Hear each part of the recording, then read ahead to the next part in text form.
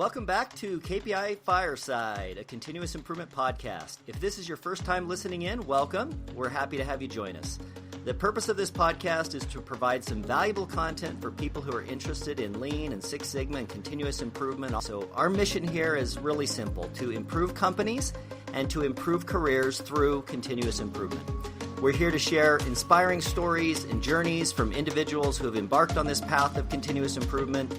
We hope that through these interviews with leaders and innovators and change makers, we're exploring the sparks that ignite these transformative journeys, both within organizations and also in personal and career growth. So whether you're starting out or looking to take your improvement efforts to the next level, we're here to guide, inspire, and empower you. We know that the path to improvement can be lonely sometimes. You might feel like you're trying to push an improvement agenda in an organization that just wants to keep doing things the same old way.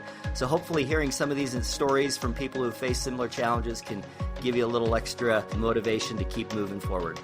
I'm your host, Keith Norris, and our guest today is Randy Kesterson.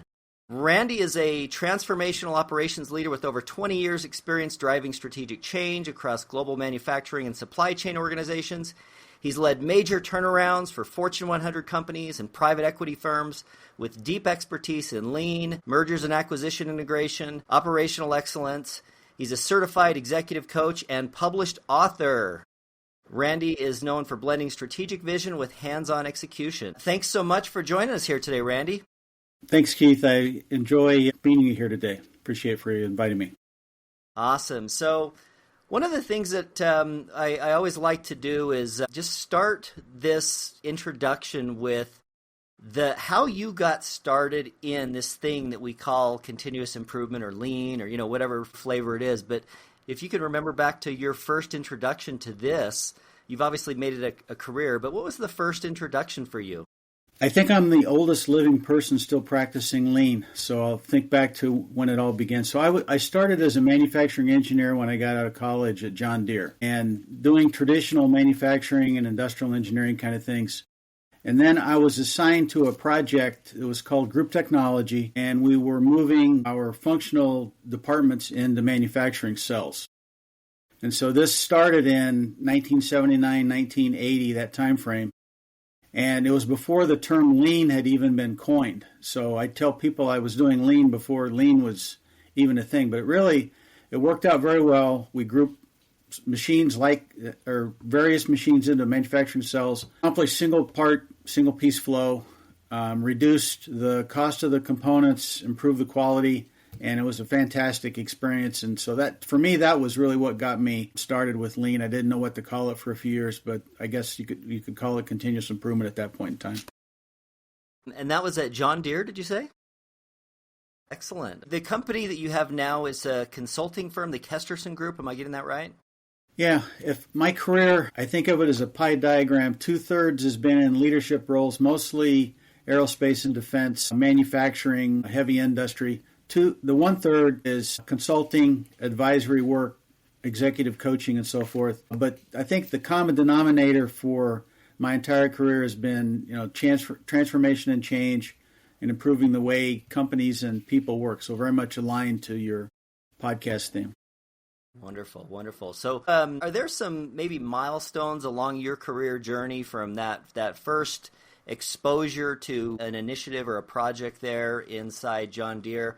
When you left John Deere, for example, where did you go to next? What kind of work did you do after that? So I had been at John Deere for about 4 years. They had a huge layoff, and in retrospect, it impacted maybe 1/3 of the corporation. Didn't know it at the time, but it was a big downturn in the ag market. And I ended up in a small company in upstate New York, privately held, run by a PhD economist. And so I went from a business with a lot of organized manufacturing systems and so forth, with 300 people in my department, to a company with 60 people with the task of modernizing and improving this company so we could grow it pretty aggressively. So I went into that environment, and in that case, the requirement was to bring in an ERP system, modernize the company, really prepare it for some pretty dramatic growth that turned out to be about 20x over the years. So, but entirely different experience, entirely different exposure to what continuous improvement was all about. The common denominator there was our biggest customer was General Electric gas turbine, and we were making these large hydraulic valves and actuators, and Jack Welch was running GE at the time. So Six Sigma was the mantra, and we, being one of the 300 largest suppliers to GE gas turbine, were invited to participate in Six Sigma. So in that case, I participated as a supplier, and it was really primarily, as you know, for cost reduction. So they took out a tremendous amount of cost in the supply base. I think our prices dropped close to 30% over a 3 or 4 year period. Fortunately, we had some pretty healthy margins going in. So in that case, for me, the continuous improvement initiative was almost exclusively, all right, let's find ways to take cost out of the business and give it back to the customer. It's super interesting. There's a couple of things in there I find particularly juicy. One of them is that there was some exposure to this thing we call lean as a vendor, as a supplier to another company. That's a pattern that I see, and I think it's also a model for people that are pushing, or responsible for building a lean or a CI or OpEx program inside of an organization, to realize at some point you do need to improve your suppliers. One thing I'm interested in picking up in this podcast are just some of the lessons learned there. So when you get introduced to that as a supplier, are there some things that you feel like they did well, or some things that you feel like they didn't do well in that experience? Yeah, I think in retrospect, it was all about staying alive as a supplier to General Electric. So we didn't have any intellectual property. We were making product to their drawings, and so they were our exclusive customer. So unfortunately, the incentive to do it was to remain a General Electric supplier. And I think that came through loud and clear. So, here's what we need. We need a 10% price reduction. Here's a tool set you can use to help achieve that price reduction. So my experience at John Deere was 100% positive. My experience as a supplier to a company pushing the Six Sigma initiative was not nearly as positive. It ended up being a positive outcome, but it was not favorable. And I've been on both ends of that coin, or both sides of the coin. I've been the leader in a large organization asking suppliers to use OpEx and continuous improvement, and I've also been that supplier being asked to do those things. So I think my next stop in my journey might answer some additional questions. So I spent time at this small company, and then I was offered a general management role with an aerospace and defense company in North Carolina. And so I moved to that role, and I believed that we were doing well, and I was told we were doing well financially. Found out we were losing money, and we were losing money by virtue of my predecessor having signed on to some contracts with Boeing and others that were underwater, in quotes, selling product at less than our manufacturing cost. So in that case, I called upon my Lean Six Sigma skill set, and we formed manufacturing cells and basically assigned many general managers who used those cells to run their part of the business. And so we weren't trying to achieve single piece flow. We were just trying to reduce our manufacturing costs so we could become more competitive, and basically distributing responsibility through the organization to others. And so in that case, it was a hugely positive outcome. We were able to turn the business around. We started making money. And as a result of a number of things, I got promoted to a role that allowed me to be vice president with multiple divisions for which I was responsible. As a supplier there, we were doing work for people like Boeing and Lockheed Martin and so forth. And I remember that at that point in time, they had people who were in the Lean camp and people who were in the Six Sigma camp. They were almost fighting for internal resources. And so they would come in and ask or require us to do certain things, sometimes in competition with the other group. And so it was kind of humorous to see that over the next few years, it melded into more of a combined portfolio or a combined tool set. I know that a lot of folks are not in favor of Six Sigma, and I went through the Lean Six Sigma Black Belt program at that point in time. By that point, I was a chief operating officer, and I did it really because I wanted to know more about the process and the approach. So our approach that we evolved to was 95% Lean, 5% Six Sigma when we had some lingering quality issues. So for me, it's like a tool set that we reach into, and we use the tool or the approach that's most applicable to the situation at hand.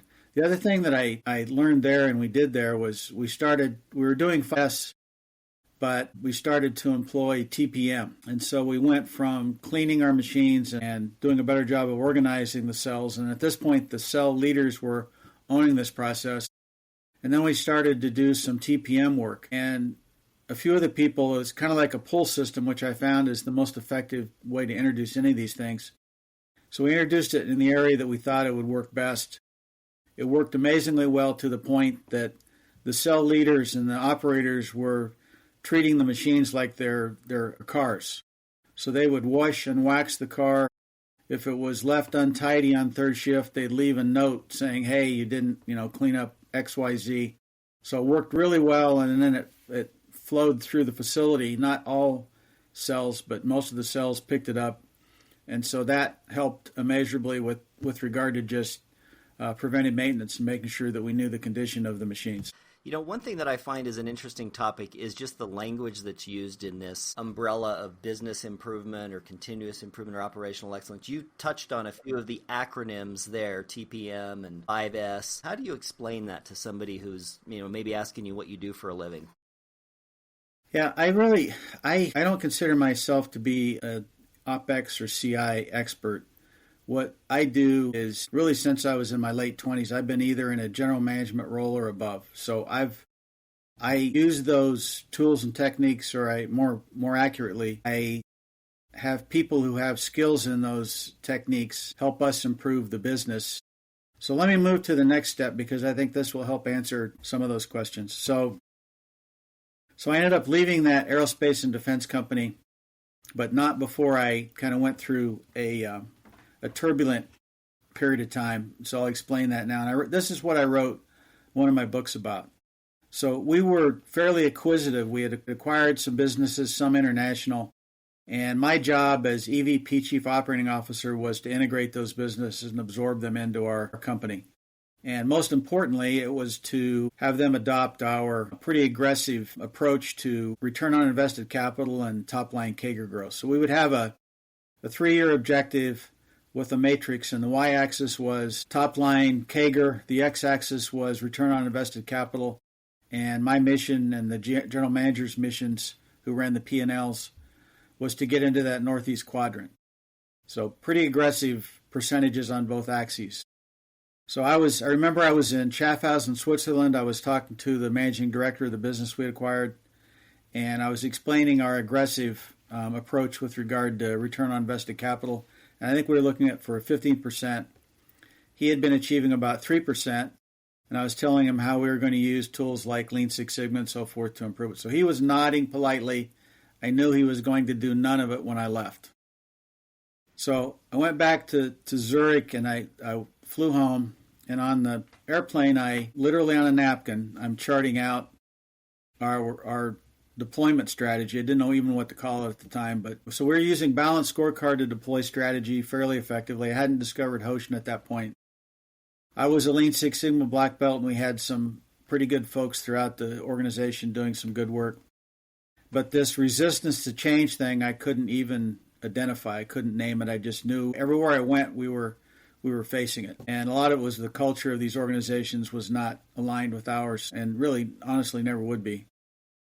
And so I got back home and I talked to our VP of HR, a gentleman by the name of Marcel, and I explained the problem, and he said, what we need is organizational change management, OCM. So I immediately dismissed it because it felt and sounded too squishy and much like kumbaya. And I was an analytical, data-oriented guy, an engineer with an MBA, and so I was looking for data and numbers.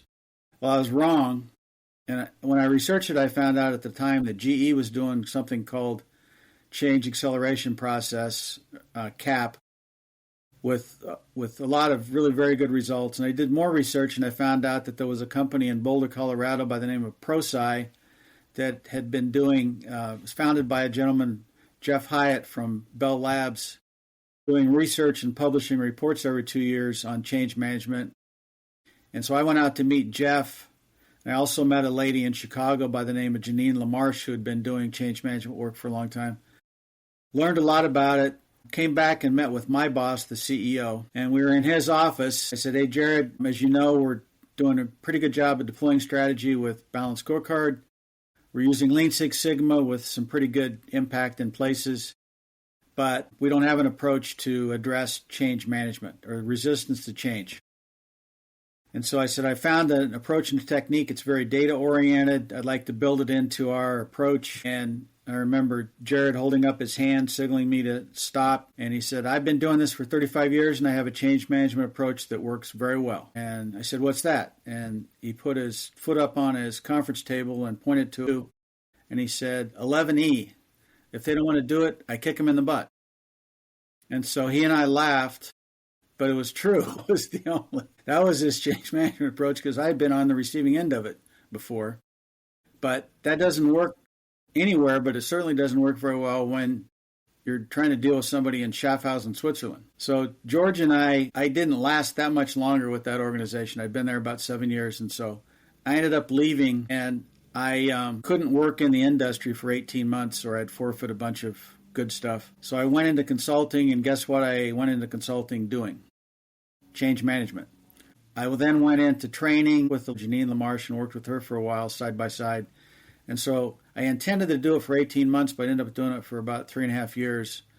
And so I went from being a P&L leader in an aerospace and defense organization where the F word means what you think the F word might mean, and went into the other side, the dark side, with the organizational development people dealing with change management, where I was the only P&L speaking person on the team. Teamed up with a bunch of people where the F word meant feelings. So go into a group of 20 master black belts and start talking about feelings, and it's like you're throwing snakes on the floor. They're squirming around. They don't know how to deal with it. And so I was the one that would calm them down and say, wait a minute, this is a data-oriented approach, and we're going to talk about how we're going to build this into DMAIC. So I was the connection point who understood change management but could also speak to the left brain analytical folks. I think that's such a good insight there about combining the left and the right brain, I guess you'd say, of this approach. Let me ask you a couple of pointed questions here. So is Lean a tool, a program, an initiative, a strategy, a culture, or something else? Yeah, so let me explain that. So my feelings about this have evolved over the years. So John Deere, and I started doing work in that area and then learned more about it.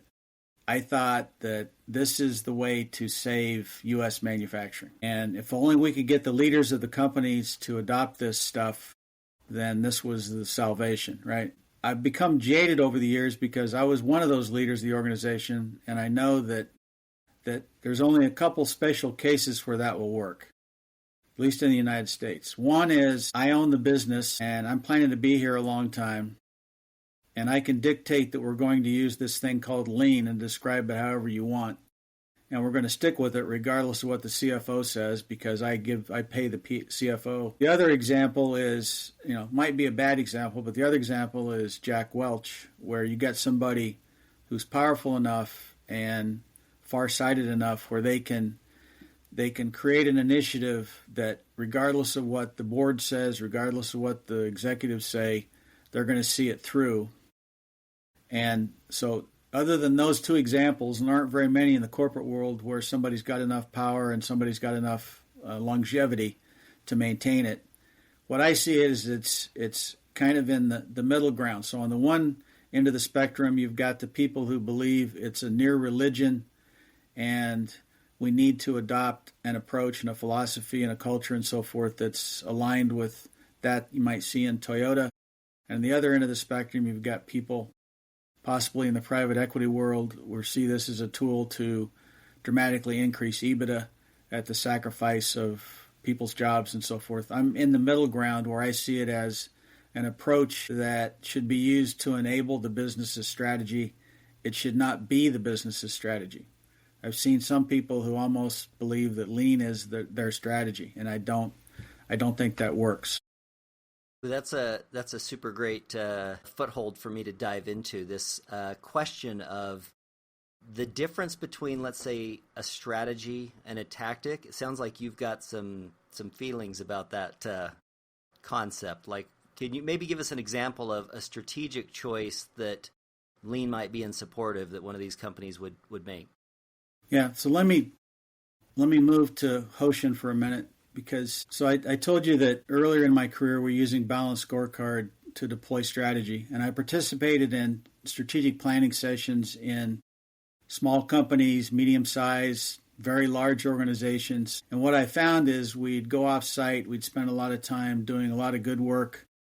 We'd develop the strategy and the 5-year plan, create a long list of strategic initiatives, and each function had to have their list, right? So we would come away with dozens of strategic initiatives, and then we'd have a binder that would show up at some point in time, and we'd have it on our bookshelf. And then next year we'd do the same thing, and we would review the strategic initiatives and find that very few had been completed. So we killed some off, added some new ones, kept some going. So the whole strategy process for me was not a productive exercise. And so when I discovered Hoshin Kanri, a light bulb went off, and I said, this is a process that I can get my arms around, and it's linked to Lean. Its genesis is in that world. So it's easier to sell to fellow executives, and you can make it simple enough that you can actually not only formulate or reformulate strategy, but you can deploy it in large organizations, and small organizations don't even really need that step. And then you can execute it using tools like Lean Six Sigma and other whatever tool is, probably coupled with organizational change management in both cases. So that's the tool sets that I use as a leader. And I use, right now I'm in 3 interim fractional executive roles, and the roles I'm using in those positions are Hoshin Kanri to help the organization formulate strategy, because a lot of small, medium-sized companies, they might have a 3 to 5 year financial plan, but they really don't have a strategy. And so help them kind of think through what is the strategy, then coming out of all that, looking at their current state, their desired future state, what are the biggest gaps? And from that, what are their strategic objectives? So what is that small set of strategic objectives, or they could be called Hoshins, depending on the organization. Some don't want to use that vernacular. And those are the results of the strategy session that we need to execute. And so then the linkage is, right, we've got a strategic objective. We need to reduce or improve our quality by 20% in Division X, let's say. We've got a major quality issue there. Let's develop projects and initiatives in support of that strategic objective, and let's report out on it, and let's use the catch-ball process if it fits the organization. If the X matrix doesn't quite fit, let's use the balanced scorecard format to explain how we're deploying it out.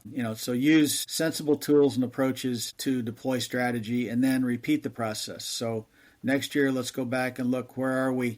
Do we need to change direction at all? Do we need to eliminate one strategic objective and add another? So, Randy, I know that you wrote a book, The Basics of Hoshin Kanri, and it's wonderful to talk to the person who wrote the book literally on Hoshin, because it's such a big topic, and I see so many people trying it, and I see it done with variations of success. Tell me, why did you write that book?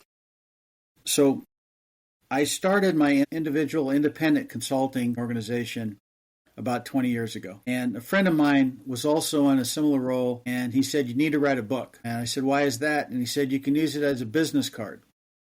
You can hand it to a potential client. They'll never read it, but they won't throw it away. Where with a business card, they'll probably throw it away or stick it in a file somewhere or drawer, and never see it again. So I took his advice, and I wrote a couple chapters, and it was about strategy, deployment, successes, and failures.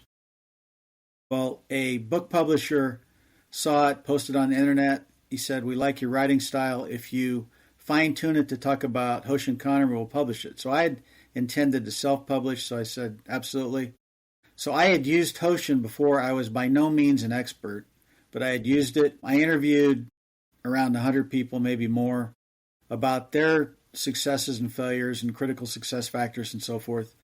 And then, so the book explains the process in a pretty simple fashion. It starts with, how would you apply Hoshin Kanri to your personal life? Then it's, how would you apply Hoshin Kanri to an organization?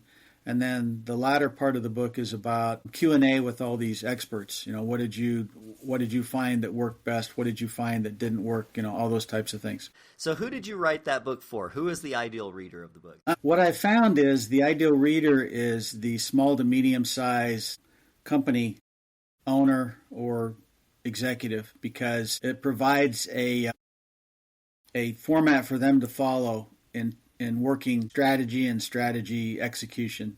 It's also for the lean leader, the CI leader, because in most organizations, you've got the person doing the CI work down at the ground. The executive has almost no engagement in those activities other than maybe some report out sessions. And so really Hoshin, I think, is the linkage to the executive branch, because if you schedule a meeting that has strategy in the title, all the VPs want to attend, right? You schedule a meeting about lean, whatever, they won't show up. So Hoshin is really their role in an organization where it's a lean approach, a lean tool that they can participate in, and they can be involved in the catchball process. They can certainly be involved in helping to identify the strategic objectives for the organization. They're involved in several facets of that. That's where I see like leader standard work, and even I've been on so many Gemba walks where the people feel like they have to do it. They participate but not fully engage. They don't really want to do it. It's not part of their culture. Where Hoshin is something that helps them engage in strategy with the business and helps connect the people doing strategy execution with the people who are formulating strategy. I was able to see, the first 20 pages or so. And you mentioned something about the comparison between a personal, I think you used the word mission statement in the book. How does a company know if they actually have a strategy or if they just have a long list of goals and maybe should go back to the drawing board? Yeah, I would even go to an additional extreme where there are companies that don't even have a long list of goals. They have a financial plan with financial targets. So that's at one end of the spectrum. In the middle of a long list of goals, and I've encountered those companies. I was working with one a couple years ago, a very large organization I won't name because it would embarrass them. They had close to 70-some goals, strategic objectives. They were not linked in any way that I could see, and some of them were almost undoing some of the work that some of the other initiatives were doing, and so there was very little commonality, there was very little alignment between those initiatives. And so I guess I would just start the process that I advocate might explain or might help answer the question. So I work with organizations and we start with just understanding, what's working through SWOT and what's your competitive advantage as a business. And then we talk about what is your mission and what are your values. And so then we begin to look at, okay, understanding all of that, let's define your current state.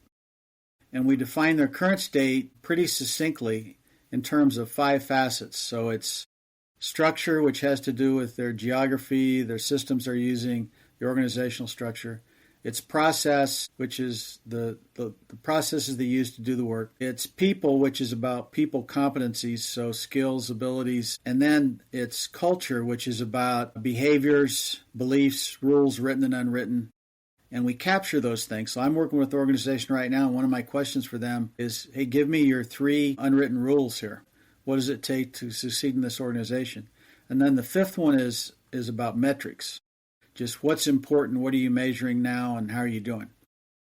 So then we zoom out and we go to vision, and we say, where do you want to be in X years? You'll never get there, but what star are you shooting for? It doesn't have to be a North Star, just where are you headed? Once we understand that, then we say, what's your desired future state in X years? Could be 3 years, could be 5 years. And then we look at their current state and their desired future state, and we say, where are their biggest gaps? So it might be in culture, it might be in processes, it might be in structure, it might be in people skills and competencies and so forth. And by the way, what are the metrics you want to be using in that time frame, and what are your targets? And so then we say, what are your biggest gaps? And then we use some tools to prioritize those gaps, and those become their strategic objectives. So it's, who are you now? Where do you want to be? And then what are the biggest gaps that are preventing you from getting there?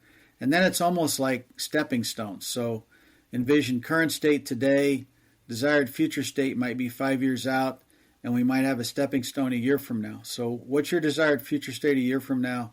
And probably most importantly, how do we know when we get there? What are the metrics? What are the targets so we can declare success or not? But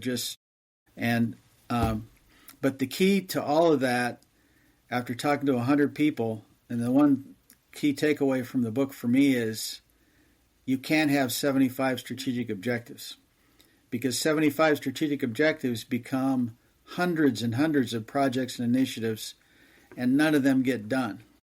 And so the advice from everyone I talked to who was successful said, limit it to 1, 2, or 3 big things you're trying to do. You might change that next year or change directionally a little bit, but don't have dozens.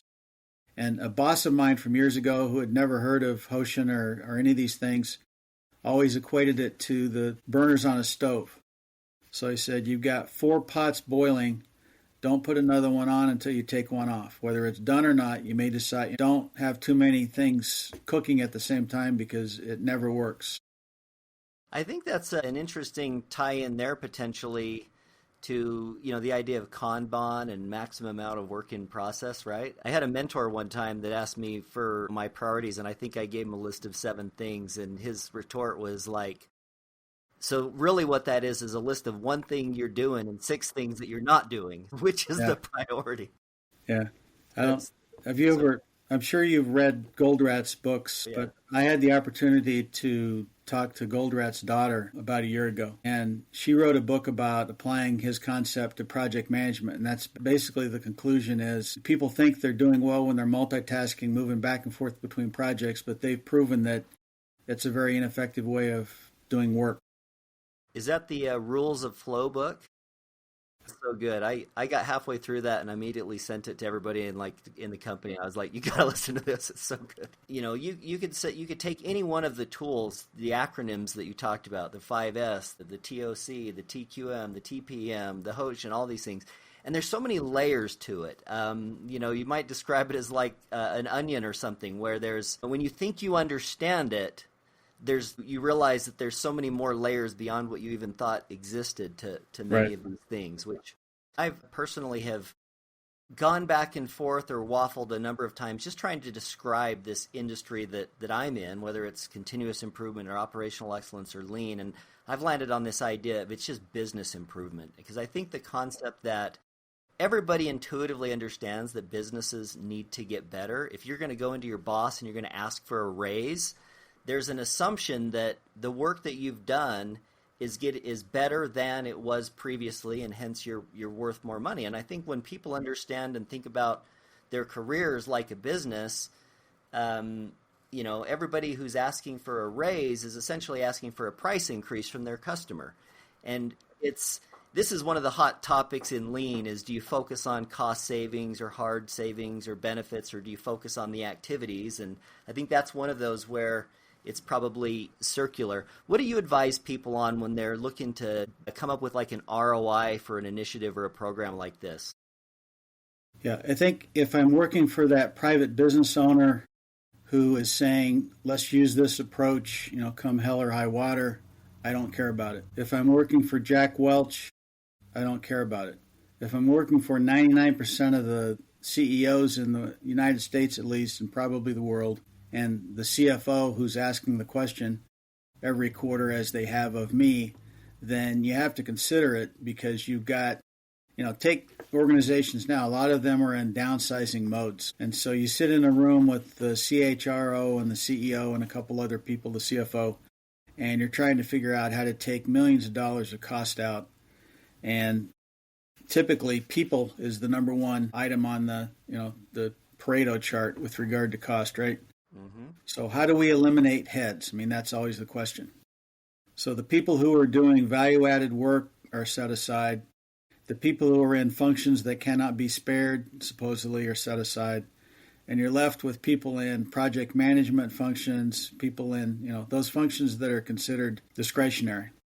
Well, unfortunately, CI in most organizations is considered discretionary.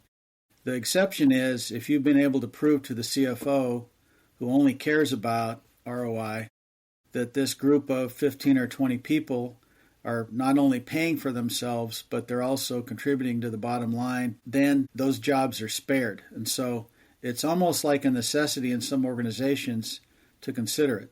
I've seen a lot of traffic on LinkedIn about, it shouldn't be considered, and I've engaged in some of those arguments, but I think, unfortunately, I think it's necessary depending on the environment within which you work. I like that you mentioned the balanced scorecard background that you have, because I think that there's some lessons in balanced scorecard that can exist for even a CI program. Of course, not everything that you do is going to have hard savings tied to it, but I can think of numerous examples of people that I've talked to in the industry who were let go because they worked for a company that wasn't tracking any kind of hard savings. And like you said, somebody came in and said, what's this shared service? What's this support function? Let's cut that. And they're out the door. So is there maybe some advice? I mean, you kind of hinted at that, but how might somebody set a target, even if their company doesn't have a hard savings target? I think back in the early days of belts when no one really knew what the role consisted of. And so that was the thinking, is if that person costs $150,000, $200,000 a year all in with benefits, let's make sure they're have hard savings of at least that much, knowing that there are probably soft savings that go far beyond that. I think that's probably not a bad rule of thumb to start with, especially with people who are doing it for the first time. But there are too many people out there doing it for the first time. Unfortunately, people are in their fourth, fifth, sixth wave of CI, and they're just trying to take a different cut at it. With regard to the balanced scorecard, what I found is, that kind of forces you to think of your objectives in different ways. So they're not all financial.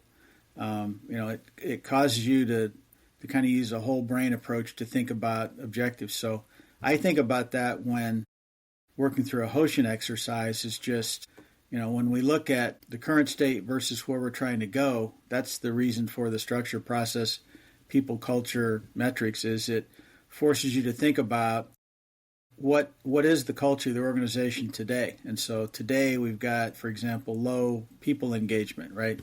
And we want to have our employees engaged and involved and so forth in the future. Well, you can measure that through surveys and so forth, but how do you dollarize it? It's hard to put an ROI around that. So that's one of those things where I've worked initiatives to change aspects of culture before, and you can measure where we are now versus where we are then. But if someone asked for an ROI, it would be hard, and it would be hard to assign a hard savings to it as well. I'm curious. Balanced scorecard is something I'm super interested in. Spend a lot of time doing it. I tend to think about a lot of goals in that way. The financial perspective, and just by the way, I want to make sure and pick up on it. When we share acronyms, I try to explain what they are, like TOC, theory of constraints, TQM, total quality management, TPM, total preventive maintenance. Is that the same TPM that you're thinking?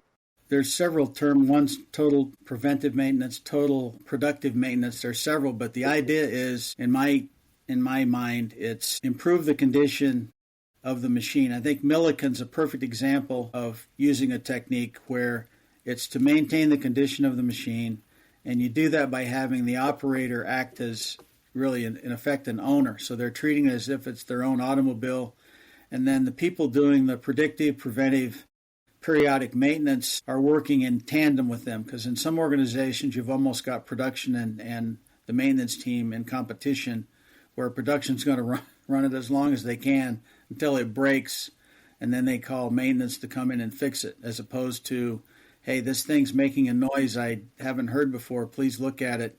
So it's a collective effort where these people are working together to maintain the machine. And the reason I mentioned Millikan is I walked into one of their factories one time, and the room, they were doing weaving, I believe, and the room had maybe 100 machines in it, CNC machines, and a few operators and a few attendants, and all the andon lights were green.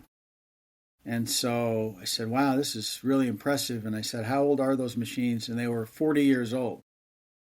So they kept them in such condition that their maintenance program was just absolutely amazing. So, TPM for me, that's the exemplar, is treat your machines as if you own them personally and work together collectively to make sure that they they produce a quality product. Back to the OEE as a measure, it's a good way to measure, are the machines producing a quality product and doing it effectively.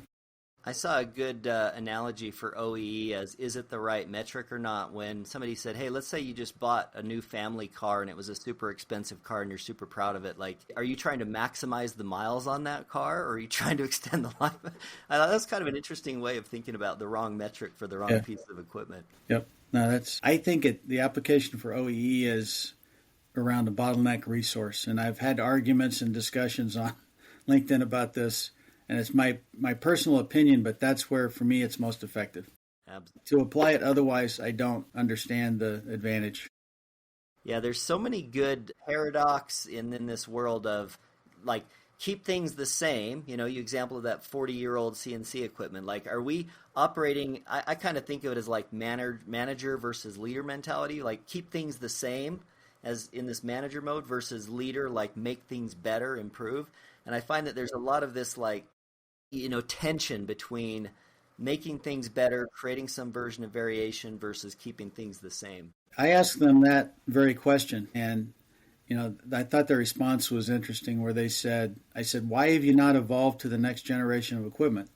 And they said there hasn't been enough of a leap in productivity for us to make those tens of millions of dollars of investment. Now, once they reach that stage, then they would start trading out their equipment for the next generation. But at this point, they had the logistics, they had the spare parts, they were doing their own, repair and overhaul on these machines by this time. And so there was not a large incentive until there was a big leap in technology to move to the next generation of equipment. There's a lesson in there that resonates with me. I'm in the software world, of course. And in software, every time you come across a problem, some developer somewhere wants to just automate that problem. Like, hey, here's something that I spend 15 minutes on once a year. We could spend 3 months writing software to save you that 15 minutes once a year. And in realizing that your ROI is like 67 years later, you've paid for that effort. So I think this idea of business improvement is so much broader than any one tool. I want to come back to the balanced scorecard a little bit. This is one that I think about a lot, just for anybody's benefit. Balanced scorecard, you've essentially got 4 perspectives. You've got a financial perspective. You've got a customer's perspective. So let's say that, maybe my financial metrics maybe at the top level are revenue or profit or cost, some very hard, numerical thing. A customer metric, maybe it's, on-time delivery. Yeah, on-time delivery, something like that. Let's get into the lower 2 levels of the balanced scorecard, like internal business process. That's how I tend to think of it.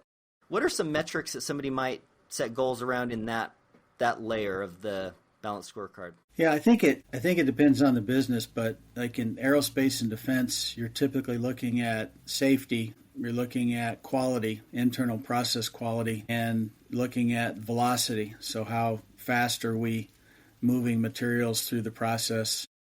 Those would be 3, and then productivity might be another one. So, if you've seen the SQDIP boards, or typically SQD or universal, and then pick a letter after that, but it tends to be safety, quality, and delivery are on-time delivery, and then the last 2 have to do with cost and velocity. For me, those are kind of the key measures. In the company I visited just yesterday, I came away and I'm going to send them a report, and I'm going to have a red, yellow, green score on those SQDIP assessment for their business, just at a high level, just to let them know where I think they have some opportunity. So let's talk about that 4th perspective on the balanced scorecard. This is the one that I sometimes have the hardest time with, I guess I might say. Like, whether you describe it as learning and growth or culture, capability, people. How would you describe that 4th perspective on balanced scorecard? How do you see that best implemented in strategic planning? I think of it as being that people culture block that I was mentioning. And so most organizations, if you define the current state, they've got some gaps in terms of people skills and competencies, or they have gaps in terms of they don't have the right people in certain parts of the organization. And so the desired future state speaks to what gaps are most important for us to fill. And then likewise, culture around, what are the behaviors, what are the beliefs we're seeing, what are the rules, written or unwritten, and so this exercise I'm doing with one organization now, we're capturing the current state beliefs. What are the 3 unwritten rules here? And I'm sure we'll find some things that are alarming to the CEO, where people think this is what you have to do to be successful here. And so part of that exercise is let's make sure we communicate that if you think belief X will allow you to be promoted here, that's counter to what our values are and what we're doing. What we want to do is make sure you understand that these are the beliefs we're trying to instill in everyone and the values we're trying to adhere to. And so for me, that's the softer part of it, is both skills, competencies, and then behaviors, beliefs, and unwritten rules that can be moved. And they can be moved through change management. It's like anything else. Are you familiar with the ADKAR acronym? Elaborate on that. I don't know. So very quickly, think of it as a series of hurdles we're trying to cross. And so the first hurdle is an A, it's awareness. So who's your favorite sports team? Let's say the Utah Hockey Club. So who's the nemesis? The nemesis, gosh, probably going to be the Vancouver Canucks this year because they're fighting for the playoff spot. So what if I told you I want you to wear a Vancouver hat for the rest of the year, whenever you're on? That'd be painful. So what if I told you that the reason we want to do that is we've got a hugely important client that's a Canuck fan, and if you wear a hat, then they will contribute $25,000 a month to your organization. I don't know. I really have to swallow some pride to do that. So the A is awareness. I'm trying to explain the business case. What's the why to change? Yeah. The D is desire. What's the desire for you to personally engage? So what's the WIFM? And so then the K is knowledge. And so think of it also like an ERP implementation, right? So what do most companies do when they want to implement ERP or Lean? It doesn't really matter. They put people in training classes. So they're in the class. They have no awareness of why they're there. They have no desire to be there. So how much soaks into their brain? Probably not very much.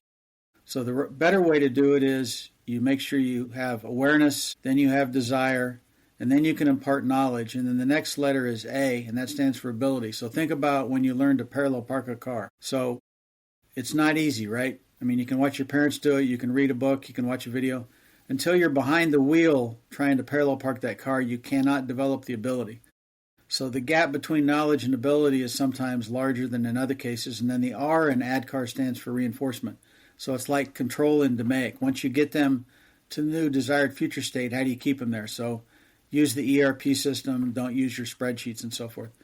So that's, whether it's a cultural change or a system change, or it doesn't really matter. I found that using ADKAR either overtly or covertly helps people move through that process. That's awesome. You talk about this word culture. I have a particular interest in culture generally. It sounds like you have a bit of a model or a framework, a way of thinking about or identifying culture. Is that an accurate way to describe how you think about culture? This is one of the things I learned from Janine LaMarche many years ago. People think of culture as being very squishy, and Janine had a methodology that allowed her to define culture.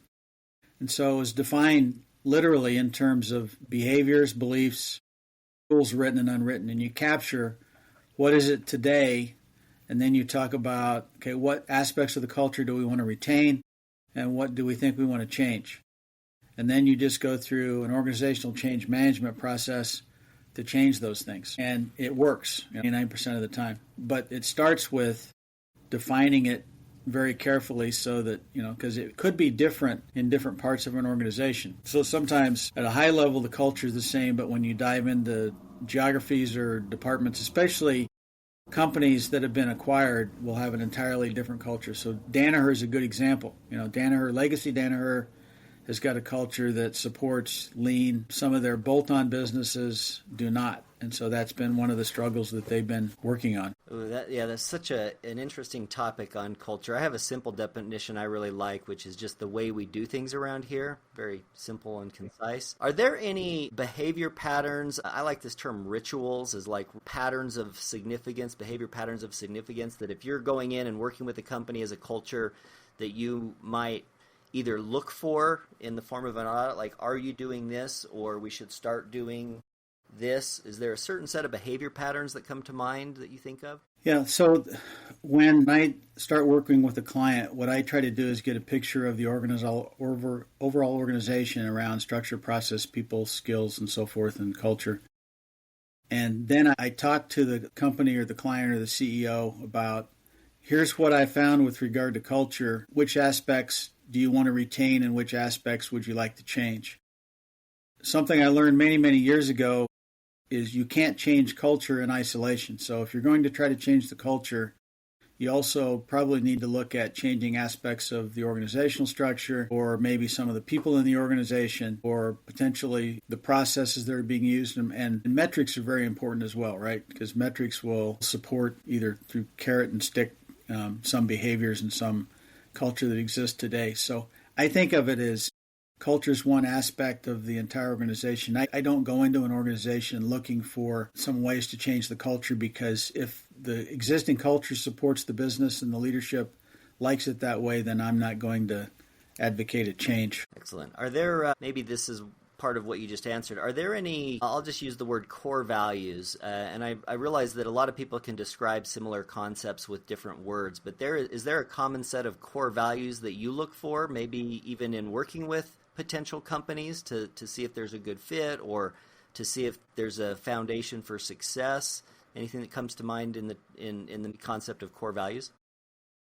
Yeah, personally, what I found many years ago, the Shingo foundational principles are those that resonate with me, and it's probably because that's who I think I am when I'm on my best day, right? So, try to treat everyone with respect, regardless of whether it's the chairman of the board or they're emptying your trash can, and act with humility. Because I've worked around so many executives whose ego is the size of Connecticut. I tried not to be that way. But growing up in a small town in Iowa, it's easy. Yeah, that's great. Those are I can have a lot of appreciation for those. I probably resonate with those core values to some degree. That's excellent. One thing that's super hot topic right now is AI and how AI is going to, change the world. I have a take on this about, the people involved in change management are probably going to be around. The people that are just waiting for their role to be changed, could be at risk. I'm sure you've probably thought about AI. Do you have any thoughts or maybe inspiring words for people in change management or continuous improvement or these disciplines on how to think about job security, where the future's going with things like AI? Yeah, I think of AI as an enabler if you look at it the right way. So you could either be afraid of it and try to avoid it, or you can learn how to take advantage of it and make use of it in your job. And that's really what I do now. So I use AI to help me in areas where it can do some of the grunt work for me that I might have spent more time doing in the past. So it's a major revolutionary step, but I think of it a little bit like the computer. I'm old enough to remember before we had spreadsheets, right? So the first time I had to add a column of numbers, I had a paper and a pencil and a calculator, and then along came Lotus 1, 2, 3, and then Excel and so forth. And so it was a huge productivity boost. It was a way to do the work differently. Some people didn't want to do it. They stuck with the old way, and they got left behind. So I just see it as a way to enhance what we're doing, do it better, do it faster. Obviously, AI has access to information none of the rest of us have or could have. So I think it's a fantastic thing, and for regardless of your role, really, whether it's continuous improvement or operational excellence. Is there something that, as you look back on your career, that you were involved in where maybe when you first did it, you thought, gosh, I'm not really sure why I'm being asked to do this, or I don't see how this is going to help, but maybe towards the end you figured out, like, wow, I really learned a lot from this lesson?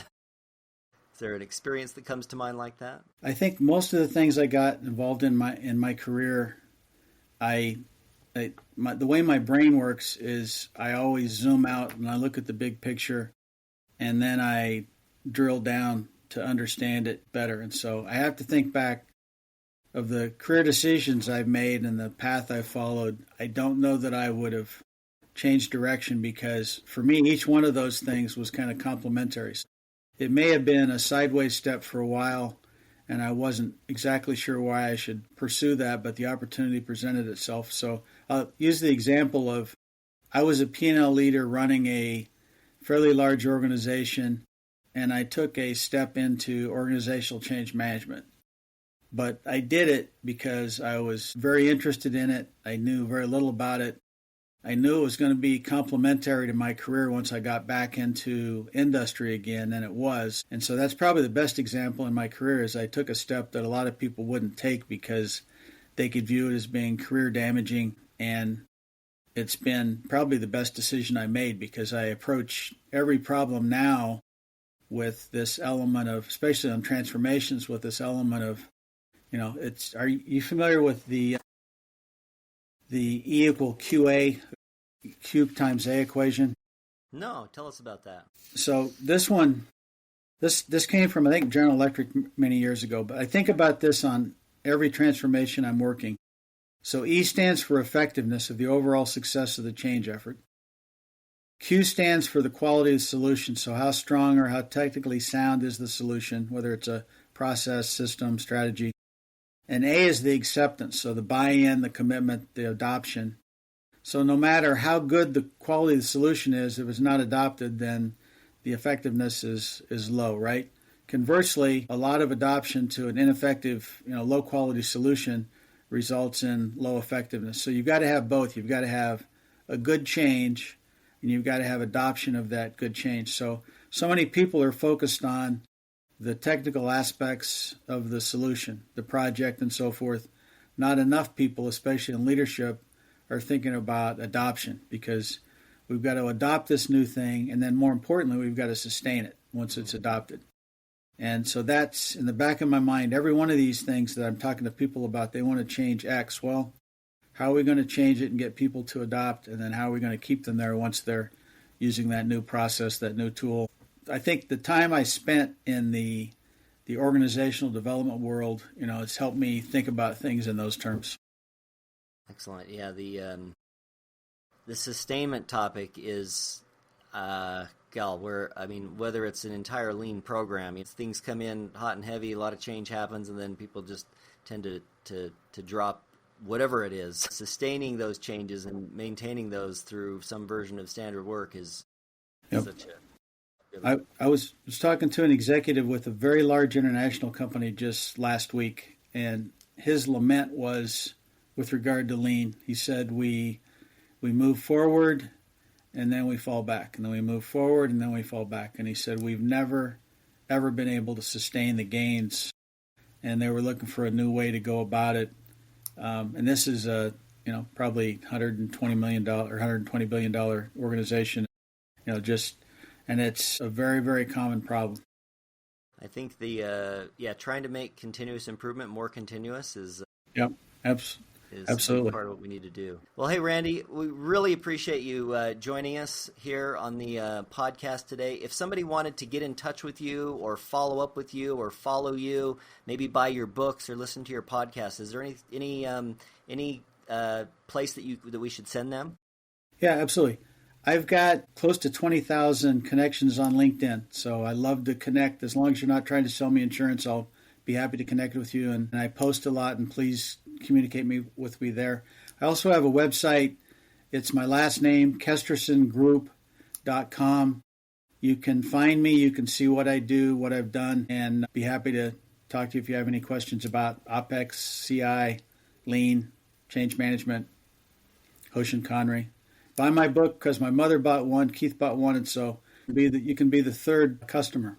This episode is brought to you by KPI Fire. KPI Fire is continuous improvement software. KPI Fire helps you align strategy, drive execution, and engage your people, all in one powerful software platform. So whether you're leading a team or transforming an entire organization, KPI Fire is your partner in achieving breakthrough results. Learn more at KPIFire.com. Thanks so much for joining us today on the podcast. We appreciate your time and your experience. If you'd like to suggest a guest, ask a question, or give us any ideas for future episodes, you can reach out to me, Keith C. Norris, on LinkedIn. And this concludes our episode of KPI Fireside, a continuous improvement podcast. If you enjoyed today's episode, be sure to follow us on the socials and share this podcast with friends, colleagues who are as passionate about continuous improvement as you are. You can find us wherever you get your podcast, and until next time, keep driving progress and sparking change.